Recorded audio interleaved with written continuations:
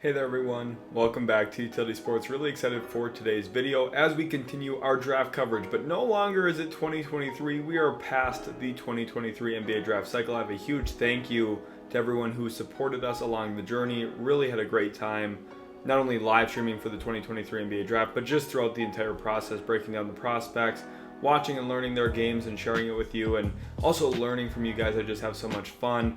And I'm really excited for the beginning of the 2024 NBA draft cycle, which begins right now. Super excited for it. For today's video, for this mock draft, I created the order based on my current guesses and expectations for next year's standings. I'm going to tell you, it's one of the most difficult things I've ever done. Looking at the talent across the league right now, picking the 10 worst teams in the league feels like an impossible challenge. It really does. There's so much talent. So if you think that I'm off, that's okay. That's totally understandable. I do not feel confident in my rankings. I did the best I could. The only one I feel really comfortable with is number 1. The rest of them, I'm all over the place. I don't know if I would feel the same way when I wake up tomorrow as I currently do at the time I'm recording this. So completely understand if you're not in agreement with the order. Just kind of have your best judgment with it and just kind of roll with it, okay? It's more so an introductory video to a lot of these prospects and what I see them potentially growing into. And of course, we have a season yet ahead of this next draft, so this is going to be kind of mostly a meet and greet for the prospects. What are they kind of like? What are some of their physicals? What are some of the traits that they possess that you could sell an NBA team on drafting them in the first round? And that's going to be a pretty good amount of the discussion today. And just remember, last year, guys who were in the top 10 for me in the way too early mock were Dariq Whitehead, Nick Smith Jr., two guys who I thought were going to be top 10 picks before the year. Then they ended up having some injury issues, stuff changes, and then they both ended up going in the 20s. My mocks throughout the year will adjust and kind of change to where these players are actually likely to go. So just remember, this is the way too early edition. So it's going to have some flaws. There's going to be a lot of things we learn as we go throughout the season. I hope you guys do enjoy it. If you do, make sure to leave a like, subscribe to the channel for more. And here we are with the first overall pick. The Washington Wizards are the team I project to be the worst team in the NBA in the 2023-2024 season, which I think is really good for this organization long term. They finally have a sense of direction. I think Michael Winger is doing a really great job with this team. And after drafting Bilal Coulibaly at pick number 7 in the 2023 NBA draft, the Wizards have a lot of positional flexibility, and they've got a lot of questions about who is going to have the ball in their hands, who's going to be the lead guy. Jordan Poole, of course, is now on the roster going forward. We'll see if he sticks there long term. My expectation is he won't. But with the first overall pick in the 2024 NBA draft, the Washington Wizards select Matas Buzelis, G League Ignite. Matas Buzelis currently plays for Sunrise Christian High School, same school that Grady Dick actually went to in high school. And Buzelis now transitioning over to G League Ignite. I think it's going to be a very fascinating year for G League Ignite, which is a really stacked program. There's a lot of really good talent going into the G League Ignite program this year. A bunch of top recruits, top guys. Matas Buzelis to me is the number 1 prospect in this next draft as it currently stands. He's a 6'10" point forward, and if I had to give a comparison for him, I would say a slightly better Franz Wagner, which might not sound super exciting, but I think Franz Wagner is a potential all-star level player, someone who is quite good. And I think that there's going to be a real pathway here where the Wizards can add a really good player, a really high-end player to their team, and somebody who's going to be a really nice fit for them long-term. Moving on to pick number 2 now, I have the Chicago Bulls as a potential team to bottom out in the 2023-2024 season. There's been some trade rumors about Zach LaVine. Perhaps DeMar DeRozan could get shipped somewhere. Nikola Vucevic is an impending free agent. I don't really know where the Bulls are going to go. I think that they have some flaws with their current roster. Lonzo Ball likely will not play this next season. So this Bulls team in general, even if they keep LaVine and DeRozan, I do think there's some structural flaws when it comes to winning basketball games. They were not very good this past year. They're going to be a year older. Other teams I think are going to surpass them. To me, it wouldn't be surprising to see them have a potential top 4 pick in this year's draft, which is pretty crazy just given the fact that it was only 2 years ago that they actually chose the direction that they're currently headed in. But with the second overall pick in the 2024 draft, the Chicago Bulls select Aday from Spain, and there's some questions about if he's going to be able to play for UCLA this next year, because that is the college he would like to go play for. He's a 7'3" center, really physical, dominant inside big, and I think someone who, honestly, if you're looking for a traditional center who can be a post scorer, he's probably the best version in this next year's draft class, which is an interesting mock selection here for the Chicago Bulls. I think it gives them someone in the half court they could go to as a scorer. I think he could be a really good rim protector for the Bulls, which is one of the big structural flaws right now with this roster defensively. And I think Aday, the big question is, will he actually be able to play for UCLA? His European club actually blocked his contract buyout essentially, so he is probably stuck overseas.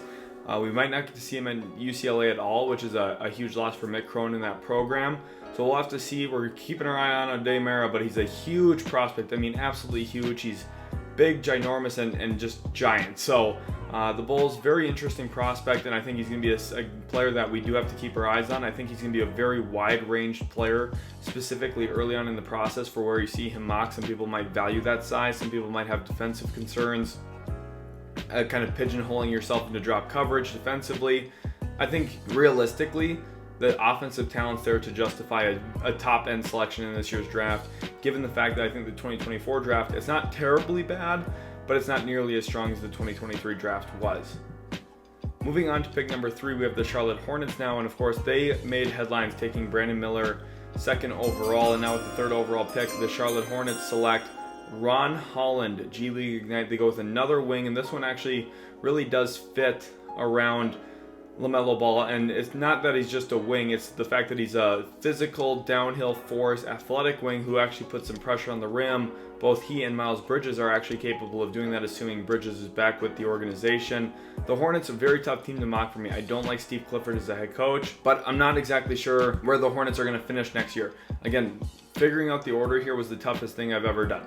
The Hornets, it doesn't feel like based on their roster that they should be the 3rd worst team in the NBA, but I looked at it as, hey, they're relatively young. I don't like their head coach very much. Perhaps they lose a lot of games. So that's the way I'm going about it. Ron Holland, G League Ignite. 2 players out of the top 3 were G League Ignite picks so far in Matas Buzelis and Ron Holland. I did consider Holland 2nd overall, so it could have potentially been 1 and 2, but I ultimately went with him 3rd to the Charlotte Hornets here, giving them another top and wing prospect. Again, I think Brandon Miller is a very good prospect, but I think ultimately the Hornets are in a spot where they're probably down, losing again for at least 1 more year, and it's good for them because they'll add even more top-end talent through the draft. Moving on to pick number 4, we have the Utah Jazz now at this spot, and for Utah, after what is a very telling draft in 2023 where they took 3 freshman players, this team I think is destined for a step backward after trading Mike Conley, trading off Malik Beasley and Jared Vanderbilt. They sold off parts of their roster in 2023 to tank, and that's good. It's good for this team. They want some top-end picks, and if Lauri Markkanen plays a little bit worse, this team will be significantly worse, which is fine. I think that they have young players that they're going to want to feature and focus on their development. There's nothing wrong with being bad right now for Utah. They have chosen a direction. I think it's good for the organization. And 4th overall, they're going to go with a really high upside prospect in Zaccharie Risacher from France. He's a French-born prospect. He's got really intriguing physicals at about 6'8" as a wing. He's got perimeter touch, shoots step-back jump shots. Now he's a little stiff, so I think there's going to be some areas that we need to see him grow over the next 12 months to really firmly believe in him as a true go-to scoring prospect in the half court, but I think he's flashed a ton so far. You go back to his U17 FIBA tape, and it is impressive. He showed out big time, played against someone like Cooper Flagg. Back at that time when Cooper Flagg was kind of taking over FIBA U17, Zaccharie Risacher was also having a really nice run for FIBA France, their U19 or U17 squad. So all in all, I think Risacher, a very young prospect, someone who I think has a ton of potential. The Utah Jazz getting a very intriguing wing to complement their current existing core. Moving on to pick number 5, we have the Portland Trail Blazers here who, I'm not sure the status on Damian Lillard. Will he be a Blazer? Will he not be? I couldn't really tell you, but I think with the youth movement in Portland right now, we're going to see a lot of minutes for young guards, Shaedon Sharpe, Scoot Henderson, and there's nothing wrong with that. It just doesn't mean you're likely going to win a ton of games in year 1 of their careers, year 2 of their careers, which is okay because they now find themselves in a spot where they can pair an elite center prospect with the organization going forward around the career of Scoot Henderson and Shaedon Sharpe. I have them going with Aaron Bradshaw out of Kentucky, a 5-star big who has a lot of physical tools to be a good interior presence, a good interior center, who can be a lob threat at the rim, can finish through traffic a bit. He's super strong as a prospect right now in terms of his physical frame that he can fill out. Now, I think that currently his functional strength is fair. I think that there's a lot of room to grow in terms of, kind of filling out that frame and getting a bit stronger yet and growing into an NBA frame. Like, when I talk about him being very strong, I'm talking for as like a 17, 18-year-old kid. He's not strong for an NBA caliber yet. So I think there's a lot of growth for him yet. A year ago, I would have talked about Derek Lively as a potential top 10 pick. He ended up falling to 12 to the Dallas Mavericks in 2023. Is it possible we see something similar for Bradshaw? Maybe, but I think right now signs point to him being a possible top 5 pick, and worst case, probably a possible top 10 pick in the 2024 draft class. Moving on to pick number 6, the Detroit Pistons now on the board, and I have them going with Cody Williams, wing for Colorado. And yes, you recognize that Williams last name. He is the brother of Jalen Williams, the former Santa Clara wing who's now playing for the Oklahoma City Thunder. And because of that, I think there's going to be a little bit of, not nepotism, but name recognition that keeps him in the top 10 in this year's class. There's going to be a lot of kind of attention to his game and what he is as a player. And I think there's going to be a lot of people in NBA circles who trust his game, given the fact that his brother stepped into the NBA, was really productive, progressed extremely quickly from where he was as a freshman to where he currently is at in the NBA. And I think ultimately people are going to buy into that. Detroit, who took Ausar Thompson, finds themselves in a position to grab another high-end wing in the draft, and they're going to be able to continue building this thing out, flushing this roster forward the way that Monty Williams best sees fit. Pick number 7, we have the Oklahoma City Thunder now, who have 3 first-round picks in this year's draft. They have the Houston Rockets selection here, which is only top 4 protected, so this will be something very important to keep our eyes on. At number 7, the Oklahoma City Thunder select Isaiah Collier, USC, and this is a very interesting prospect. Collier, very good passer, very good playmaker, adept in the pick and roll, reads the floor very well. I think for him, the next area of growth is how does he score the ball. But for Oklahoma City, who continues to take guards, who continues to take perimeter players, took Cason Wallace at number 10 in the 2023 NBA draft, you might say, well, when are they going to stop doing that? With 3 picks, they're going to take based off of talent, and they do believe in Isaiah Collier and his overall talent and skill set. I think his playmaking, his ability to connect others is going to be very important for Oklahoma City, something that they really value. If you look at their recent draft history, that's the type of team they're building. And I think the talent is too rich here, especially since Oklahoma City has 2 other picks to come back and address some of that need and fit. I think at 7, you go talent and you draft Isaiah Collier out of USC.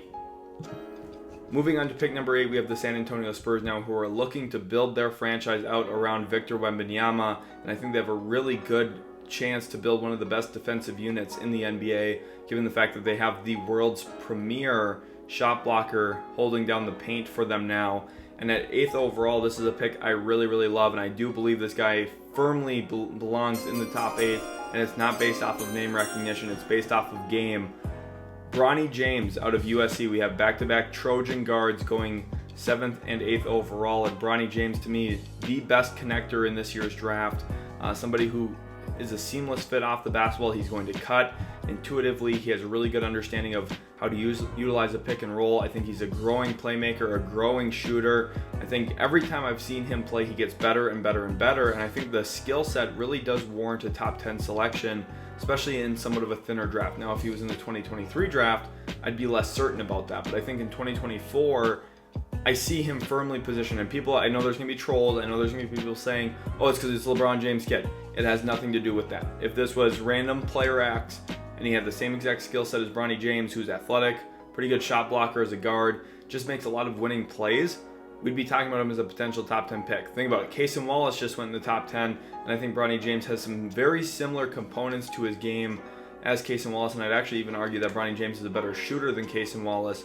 At least that's what I would project him to be. We'll see if that actually holds up once he gets to college or not. Again, there's a lot of times that can pass here and a lot of things that can change. Maybe Bronny James goes higher, maybe a little bit lower. We'll see what kind of freshman season he has, but currently I project him to be a top 8 selection in the 2024 draft. Moving on to pick number 9, we have the Orlando Magic here. And the Magic, probably don't end up picking this high. I think this Magic team's really good. I like their draft quite a bit. I think Jett Howard was a pretty underrated selection, actually. The more and more I've thought about it, the more I've bought into it. I think Anthony Black was a really good selection for them as well. But with pick number 9, I think the Magic here go with some upside, and they go with another lengthy player with some shot-making upside in Justin Edwards out of Kentucky.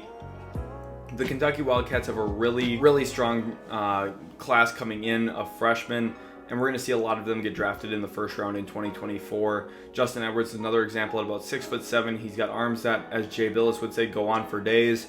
He's a type of player that we could see ultimately impact winning in a positive way, and I think for Orlando, what they're currently looking to do, you see with their recent moves, they want to have 6'7", 6'8" lineups across the board where they can switch 1 through 5 or 1 through 4, throw a bunch of different defensive bodies at you, and then just create through natural scoring and size and playmaking and positional versatility. That's what the Magic are looking to do, and I think Justin Edwards fits that kind of criteria pretty well. Again, we'll see what happens with Justin Edwards. Sometimes we've seen players that I projected as top 10 in my way too early mocks just have bad freshman seasons, or perhaps great freshman seasons. They end up flying up the boards. Think about Brandon Miller from a year ago, or you think about Dariq Whitehead, who ended up falling down into the 20s.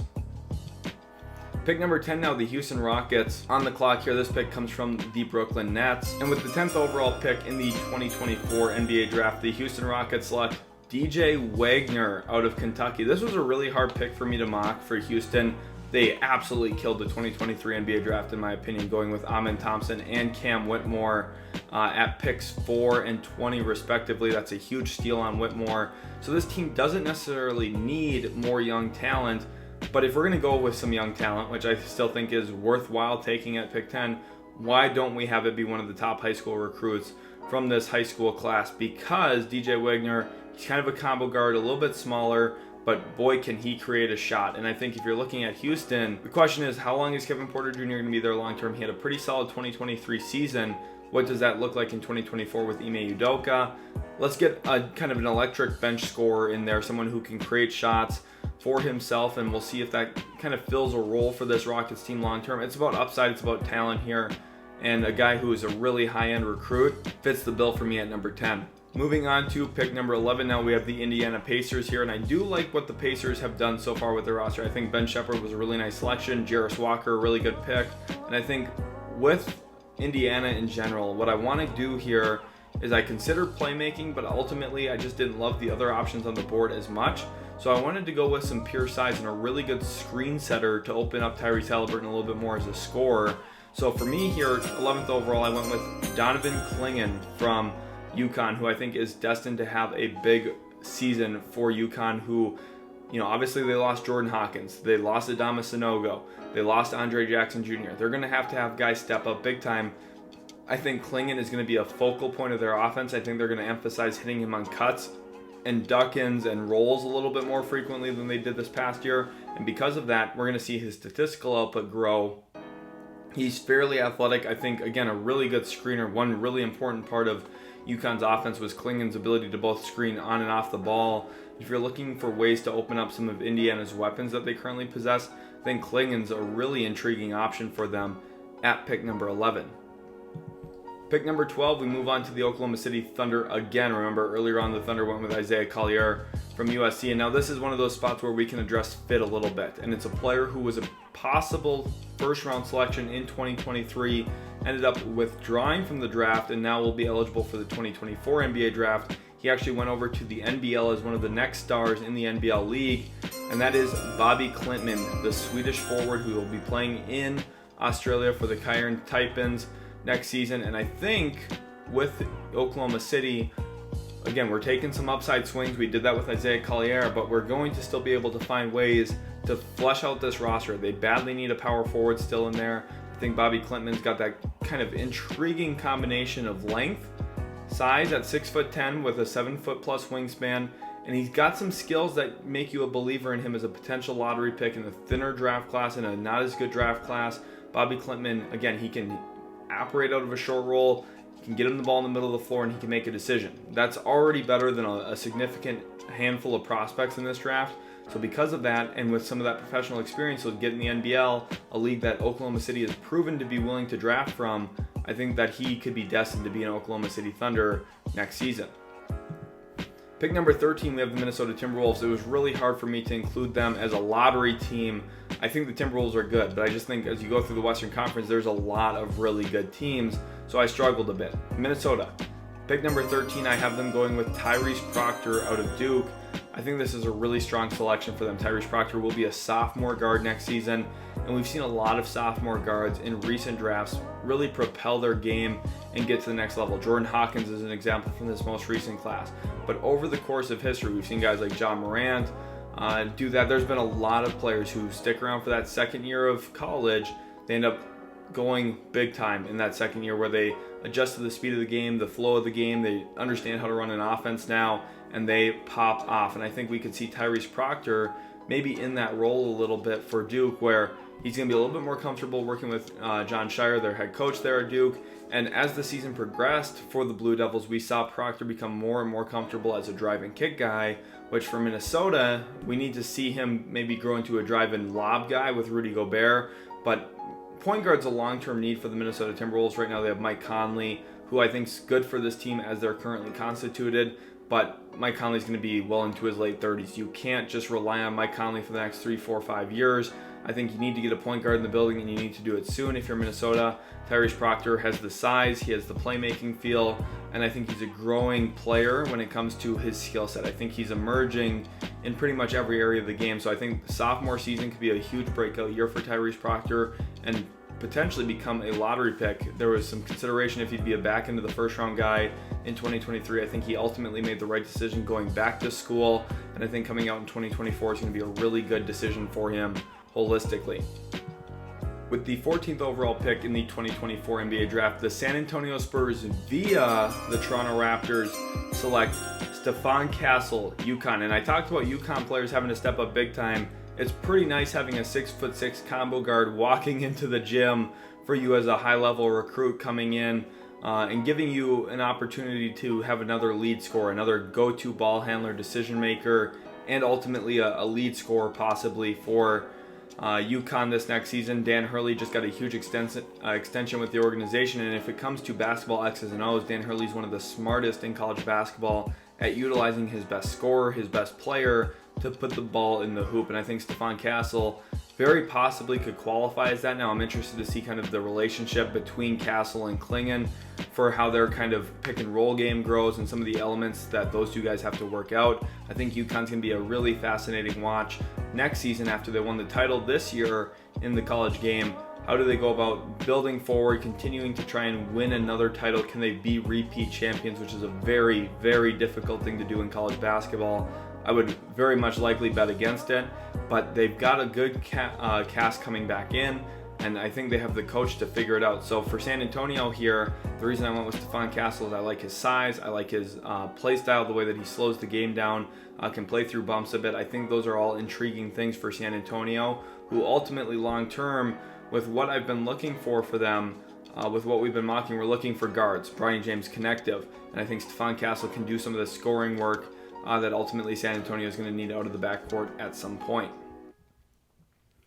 Outside of the lottery now, moving on to pick number 15. This pick is the New York Knicks via the Dallas Mavericks, and at 15, I have the New York Knicks selecting A.J. Johnson from the NBL. Very interestingly, A.J. Johnson decommitted from the University of Texas, ended up committing to be one of the next stars of the NBL, and I think he'll be a fascinating player to keep our eyes on. He's got pretty good size as a guard. He's very athletic, was a high-end recruit, but ultimately the Longhorns could not keep him.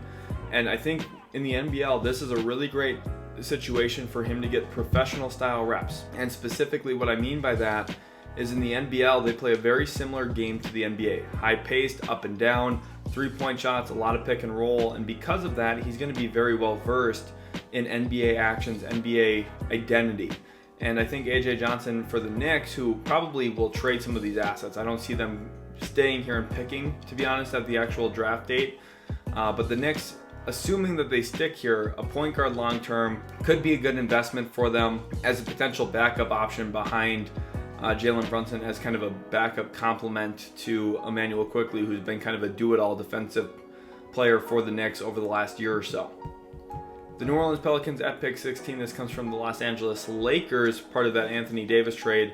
And 16th overall, I have the New Orleans Pelicans going with Adem Bona from UCLA, a player who I think would have been a second-round pick in 2023, but he's slated for a big increase in role for UCLA this next year, and I think ultimately could be a player to watch for Defensive Player of the Year in the NCAA, because he's got a lot of the physical tools. He'll be asked to anchor the paint for the UCLA Bruins. He'll probably have a high number of blocks next season, and all of those statistical categories that he's going to be impactful in will help his case there. And if you're looking at New Orleans long-term, Jonas Valanciunas has 1 year left on his deal. Larry Nance, not very long left on his either. Jackson Hayes is a restricted free agent this offseason.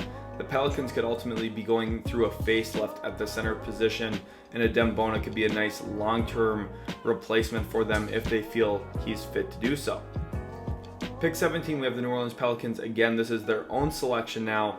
I opted for them at 17 because of some of the injury concerns about, hey, can they actually stay on the floor? Will Zion Williamson stay healthy and put together a full season? The answer to that's probably not. So Pelicans, when they're not healthy, they're not as good. But with this pick, I have the New Orleans Pelicans going with a high upside grab. Rob Dillingham from Kentucky played this past year for the Cold Hearts in the Overtime Elite League against Amen Thompson and Ausar Thompson. He actually lost in the championship series against the City Reapers, but he is an impressive ball handler. I think, his ceiling's not as high as some of these other guards. He's a little bit smaller in terms of his frame and size in general, but I think the Pelicans still, if you're looking for an intriguing ball handler who can handle in the pick and roll, be a decision maker for you, Rob Dillingham's a very intriguing prospect nonetheless. Moving on to pick number 18, we have the Atlanta Hawks now at this spot, and with Atlanta, I like what they did this past draft, getting Kobe Buffkin. I think, it's an interesting fit, but I think he kind of complements their guards decently well.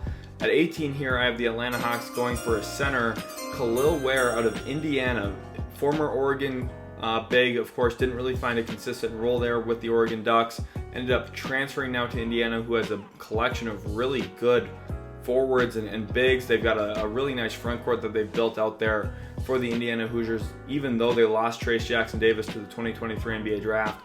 I think the Hoosiers and Mike Woodson are going to have a really, really good squad. Malik Renew's a guy that stands out to me as a potential growth option if he takes a big step forward as a sophomore, but ultimately Indiana, I think Kel'el Ware as a sophomore is going to be one of those guys who takes another big step forward. He's really thin right now. I think he needs to put on weight. I think he needs to get functionally stronger. But Atlanta is a situation where if they draft him with some of the other current bigs that they have, they could be patient with him, similar to what they've done so far with Onyeka Okongwu. Pick number 19, we have the Miami Heat here now. And with the 19th overall selection, I have the Miami Heat selecting Nikola Jurisic from KK Mega, a player who tested the waters a little bit with the 2023 NBA draft, ended up pulling his name out and withdrawing his name toward the very end of the process. And I think at 6'7" with some ball handling capabilities, the sky's the limit with Nikola Jurisic. And for Miami, it feels like a very accurate pick to what they did a couple of years ago when they selected Nikola Jovic at the back end of the first round. That year, I think that Nikola Jurisic has a very similar skill set, a little bit less of a scorer, but I think more ball skills when it comes to putting the ball on the deck, passing to others. I think that he's a little bit more connective. So Miami, I think they're looking for more wing size. At 6'7", Jurisic can help them with that. And I think ultimately has a talented, polished game that the Heat would definitely find intriguing at number 19. Moving on to pick 20, we have the New York Knicks on the board again. Remember, they went with A.J. Johnson at pick 15. And at pick number 20, I have them going with J.J. Starling from Notre Dame, someone with intriguing three-point shot making and touch from the perimeter. The Knicks, again, I think they're likely to trade these assets. If they were to find themselves with pick 15 and 20, they would try and trade them to future years to maintain their trade flexibility for a star, waiting for the day that one of them asked to go to the New York Knicks. But J.J. Starling, if the Knicks were to stay there, you're thinking about guys who fit around Randall, Barrett, and Brunson. You want some spacing. J.J. Starling, his outside shot making is really the main appeal and draw to him. The one thing, the strength about the 2024 draft to me is I think up and down the board, there's valuable, talented players that you can find that fit clear and defined roles, and I think J.J. Starling's a really good example of that at number 20. Pick 21, we have the Phoenix Suns now, who of course have pivoted to a big three with literally zero depth, and we'll see what happens with DeAndre Ayton if he gets traded before or during free agency. But ultimately, the Suns are in a spot where they need any talent they can get, and they prefer a little bit more NBA-ready talent, someone who has an NBA-ready skill set that I think could fit in a variety of lineups. And for that reason, with the 21st overall pick, the Phoenix Suns select Kyle Filipowski out of Duke, sophomore big, who honestly I thought was going to come out after his freshman season. Ultimately decided to go back to Duke with the NIL money. It's definitely understandable, and you can justify that for him. I think he's going to make enough money at Duke to feed his family, that's for sure. So I don't think that it's a bad situation for him to return. I think he can prove some of his talent, maybe take a step forward, solidify his draft stock. And for Phoenix, picking him at 21 specifically with the chance here to draft, I think it's very important for the Phoenix Suns to look themselves in the mirror, realize, look, we need any talent we can get. And ultimately, Filipowski, you can use him as an off-ball player. He can go stand in the corner and knock down open shots because he's a talented 7-footer who can shoot.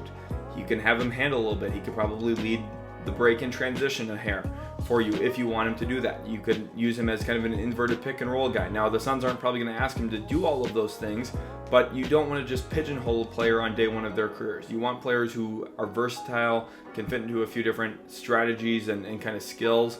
And I think that Filipowski is a player who does those things for Phoenix, and they need as much depth as they can get. Pick 22, we're here for the third pick for the Oklahoma City Thunder. And with this pick, I have them taking Jacoby Walter from Baylor. The Bears, of course, Keontae George was a top 16 pick in the 2023 NBA draft.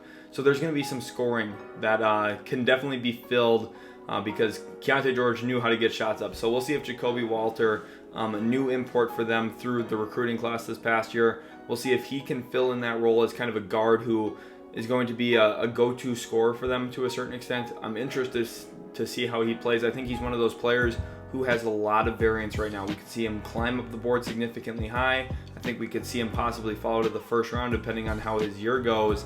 But Jacoby Walter, I think, is going to be a big name to watch. And for Oklahoma City, this is another one of those upside swings after really addressing some of the big concerns I had at number 12 with Bobi Klintman earlier on. With the 23rd pick in the 2024 NBA draft, the Boston Celtics select Dillon Mitchell out of Texas. Another sophomore goes off the board now, and I think for Boston, you're looking for a little bit more length and athleticism. I think the one concern I have about Boston long term is replacing Al Horford. I think Dillon Mitchell is a very intriguing player. As someone who I liked during the 2023 draft process quite a bit, I was a little disappointed that he didn't come out because I do think he would have found a pretty nice role with a team with his ability to operate out of the dunker spot, operate out of the baseline.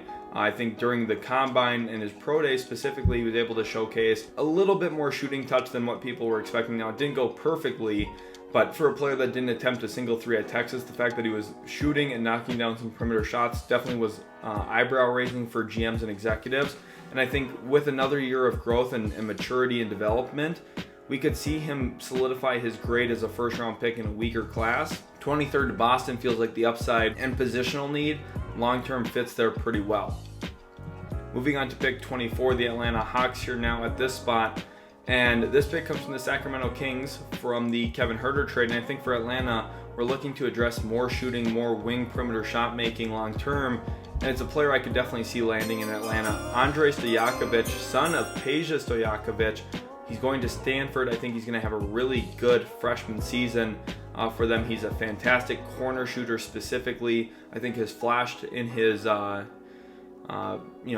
school days and some of his AAU stuff that he's able to handle the ball a bit, can create some shots for himself a hair. Now I think he's going to be predominantly an off-ball player in the NBA, similar to what his father was, but Peja, I think, flashed a ton of other skills, and I wouldn't be surprised to see Andrei Stojakovic kind of grow into those things and live up to those things at some point.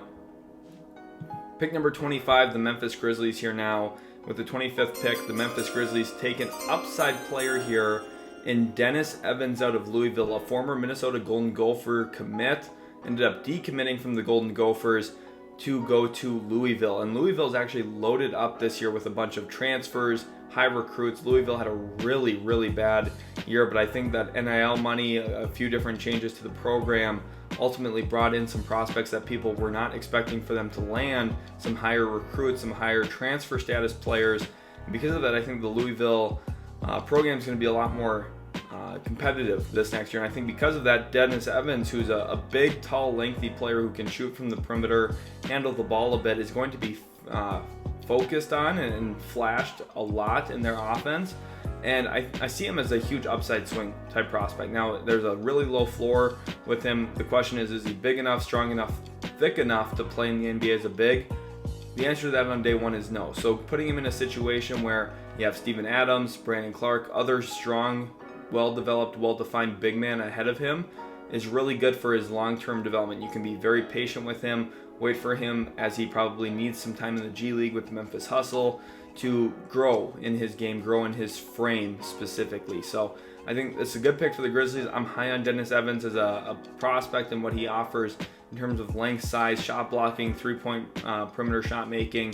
All in all, I think he's an intriguing prospect to keep our eye on for the back end of the first round, or maybe higher if he ends up having a great year for Louisville. Pick 26, we go into the Cleveland Cavaliers. I'm going with Terry Darlin from G League Ignite, another G League Ignite prospect, going here now in the top 30. And he comes from NBA Academy Africa, which is a very interesting situation. He's Senegalese, so you're looking at a prospect who I think most people are going to label as relatively raw. Now, I think with him specifically, we are looking at a player who does have some really intriguing physicals. He's got a really big wingspan. He's a 6'6" guard. And I think if you're looking at Cleveland, first of all, Emoni Bates was an intriguing selection for them. I think Emoni Bates could do some really nice things off the ball for that roster, which is what they need. They need more floor spacing. I think Darlin here could be a player that grows significantly in a role that Cleveland badly needs. They need just more talent, more wing perimeter skill, and I think Darlin could potentially fill that for them if Emoni Bates doesn't pan out perfectly. Moving on to pick 27, we move on to the Philadelphia 76ers, who currently own this pick. I wouldn't be surprised if they trade it because that's kind of the MO of Daryl Morey's teams. But 27th overall, I have the Philadelphia 76ers selecting Trayvon Brazile from Arkansas. And he had one of the best dunks in 2022-2023 in the college game. Just an absolute poster machine. He's a freak athlete and somebody who I think we do have to keep our eyes on quite a bit going forward, just as an athletic freak with good size, length, athleticism. And for Arkansas specifically, think about the players that left the program. Anthony Black, top 10 pick. Jordan Walsh was a high second-round selection. Nick Smith Jr., another first-round pick. Ricky Council went undrafted, but he had a pretty predominant role there with Arkansas. There's going to be a lot of minutes to fill. There's going to be a lot of touches to eat. And I think Trayvon Brazile is going to be a pretty big benefactor of that. So I could see him as a potential first-round pick in the 2024 draft with better volume, more productivity, and coming back from his injury healthy. Moving on to pick 28, we have the Milwaukee Bucks here now. And with the 28th overall pick, I have the Milwaukee Bucks selecting London Johnson, G League Ignite, and he's a guard prospect. And remember, Milwaukee, this is not the first time they've drafted from the G League Ignite program. You think about Marjon Beauchamp in the 2022 NBA draft. Now we see them here at this spot in 2024 taking another swing on a G League guard and a player who does have some ball skills. And I think ultimately with the surrounding talent, Matas Buzelis, Ron Holland, and Darlin as well, that maybe we could see London Johnson in somewhat of a smaller role ultimately still fit the team and be like kind of a facilitator, decision maker for them a little bit. And hopefully he grows as a passer, playmaker type. And I think there's going to be a good opportunity for him, to potentially grow into a back end of the first round type of prospect. Moving on to number 29, we have the Boston Celtics here again. This is their second first round pick, and here's a player who's maybe slid down the board further than you were expecting. Jared McCain, a Duke commit, former highly touted recruit, played with Team USA during some of their summer programs. It was actually playing alongside Cam Whitmore, I believe, for a little bit as well. So he's an intriguing guard prospect. I think with Boston specifically, with us already having drafted Dylan Mitchell, we're looking for a guard, someone to kind of fill into the backcourt. I trust that Porzingis is going to be there in Boston long term. Him and Robert Williams are likely the two centers of the future, which is really good for the organization. They, of course, got their wings in Tatum and Brown. So it's about trying to find fours and guards. And so far, we've been able to do both with Dylan Mitchell and now Jared McCain. I think ultimately Boston had a really strong 2023 NBA draft. Brad Stevens, one of the best executives in the league, and we'll see how they continue to build this thing. But I think McCain, a really strong selection at 29. Then pick 30, the reigning NBA champions, the Denver Nuggets, a team that I had to pick as the likely favorite to have the best record in 2023-2024. And this is going to maybe be a surprise pick here for the Denver Nuggets, but one that I do like quite a bit given their recent draft history. They look to get winning players, guys who can be high impact guys on day one of their NBA careers, and there might not be a better example of this. Zaccharie out of Purdue. I know it sounds crazy. Zaccharie, most people would perceive him as a non-first round pick. He offers elite length and size, very similar to Aday when it comes to the length, size, and I think honestly a more polished, refined interior game that would help see him get significant minutes as a backup big for Denver in year one of his career. I think he's arguably the most NBA ready prospect we've discussed at this point because he has so much college refinement time. He's very, very smooth when it comes to operating out of the post. He understands how to seal, how to kind of utilize his leverage and his just overall sheer size as a big man to his advantage. I think that he's just a winning player. And I think for Denver, you're looking for 10 minutes a game. And, you know, you might say, well, why not go higher upside? It's because Denver wants to keep winning championships and they want to put as many good players around Nikola Jokic as possible right now. And those 10, 15 minutes a game in the playoffs when Nikola Jokic is off the floor, if you could have another big that you could run your offense through as a low post dominant center, which Zaccharie I still think would be a very good center in the NBA offensively, we'd see him go to Denver and ultimately make an impact right away, which is what this team actually looks to do. Thank you guys so much for watching again. The 2023 NBA draft process was so much fun. I'm really stoked for 2024. Hopefully you enjoyed this little 2024 mock draft, the way too early edition. A little bit of a meet and greet with a lot of these prospects. I'm sure there's going to be some crazy movement. Maybe 10 of the guys I talked about in this video won't end up being first rounders in 2024. That's kind of how these things go. There's a lot of shifting, movement, and I'm just really excited to cover these prospects in totality moving forward. Again, I hope you guys did enjoy. If you did, make sure to leave a like, subscribe to the channel for more, and we'll catch you in the very next Utility Sports video.